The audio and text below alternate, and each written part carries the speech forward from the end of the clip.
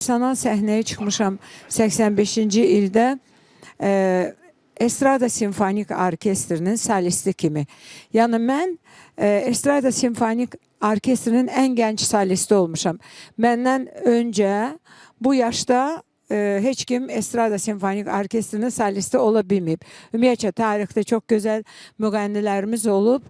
Təbii ki, onlar dühalardır. Onları heç biz, necə deyərlər, onlarla öz adımızı yanbayan da qoya bilmərik. Amma məndən əvvəl, yəni o yaşda Estrada Simfonik Orkestrinin solisti olmayıb. Nə xoş mənim halıma. Amma buna baxmayaraq o orkestrda da əlbəttə qazanc üçün toya, ekstralara falan gedirdilər musiqiçilər.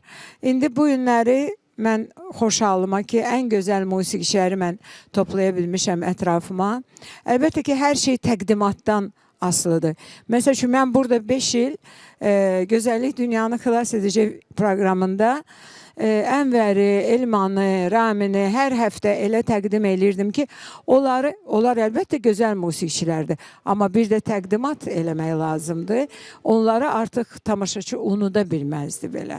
Və onlar üçün çox gözəl bir səhnə şəraiti yaranırdı ki, onlar öz istedadlarını orada nümayiş elətdirə bilsinlər. Bax, Brilliant xanım, sözünüzü kəsirəm inşallah.